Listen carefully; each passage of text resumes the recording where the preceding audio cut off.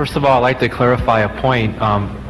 Earlier on tonight, you made a statement involving incarnation, involving a comparison of Christianity with Hinduism. Well, to clarify a point, we do not believe that the purpose of Jesus Christ coming down in the form of man was for the simple reason of understanding man's problems, but instead to take on the sin of the world. And because of that, there is no real parallel between an incarnation of comparing Hinduism faith with the faith of Christianity. And second, the point that I'd really like to address, your entire issue tonight, is that it seemed to me that it was more not necessarily who is Christ and what is his purpose, but it was more like an attack upon men, Christian men, your men. I mean, I appreciate Muhammad and I appreciate all the great prophets, but it's God that is above all of us.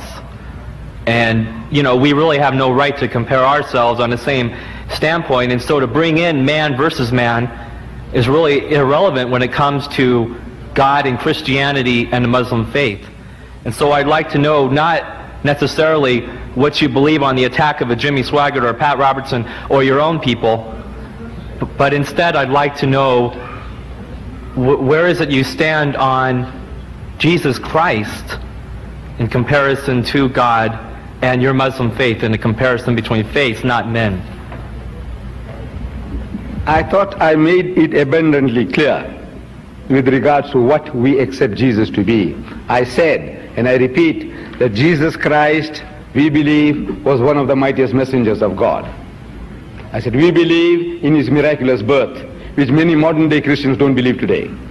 We believe in his many miracles, including those of giving life to the dead by God's permission, and of healing those born blind and the lepers by God's permission. Then I said, there is a parting of the ways, and that is, you say that he's God, we say he's not God.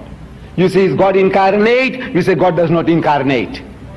Is that an attack? Or is this putting forth to you our position, and look, this is our position, instead of hypocritically telling you, you know, he performed many miracles, and what he did, and he spoke as a child and all that, and says, now I scratch your back and you scratch my back. Was that what I was trying to do? I said, look, we accept all these things, we are going together, here is the parting of the ways. We say he's not God, and he's not God incarnate, because God does not incarnate. And he's not the begotten Son of God, because begetting is an animal act. It belongs to the lower animal functions of sex, and we are not to attribute such a quality to God. Now this is the Muslim stand. If that goes against your grain, against your belief, now you have every right to ask, Mr. Deedat, you see, Jesus is God. So what makes him God? Is that he had no father. So every person must have a father. So I have to agree, yes. So Jesus must also have a father. So if you can't show a father, who is his father? I said, no, he has no father. He said, no, his father is God. What have you to say now? So he is the begotten Son of God. He's God's only Son. Talk like that. So what have you to say? We believe in the Holy Trinity. Father, Son and Holy Ghost. You know, this is what our book says now. Do you accept the Trinity? Talk like that. The first questioner, he did a beautiful job. He said, look now, we believe about Christ. Resurrection. So I said, look, if there's no death, there's no resurrection. Talk like that. Look, this is the question. They said, now you want me to justify, even now, you want me to justify. I said, look, I'll show you from your own book that you read something and you misunderstand the thing that you're reading. Let's put it to the audience. Let I put it to you. But now I said, you're crying now like a woman, you know, bashful maiden. You said, now look, you attack. What attack? What did I say disparaging about Jesus? You say that he called his mother woman in your book.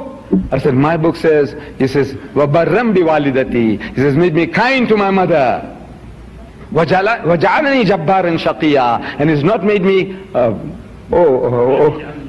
وَلَمْ أَجْعَلْنِي جَبَّارًا شَقِيًّا. And not, you know, aggressive or abusing.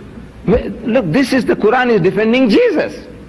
That he never did anything that you are attributing to him. That he called the learned men of Israel. He's the elders of his people. You generation of vipers, you whited sepulchres, you wicked and adulterous generation, you snakes, you fools. Look, this is your record. My book says, no, he never did anything like that. Is that an attack? If that is an attack, then brother, you know, I apologize. By God, you know, I'm ashamed of myself. If this is an attack, The Quran says that he didn't do that. He respected his mother. That's an attack. Is that an attack? That he didn't abuse the people. Is that an attack? No, you must tell me what is the attack? What is the attack? What did I say abusive about Jesus? I say he's one of the mightiest messengers of God. We love him, we respect him, we revere him. And we say follow him. Follow him. Because if you followed him, you'll be a Muslim. You're not following him. However, the opportunity to the questioners, please.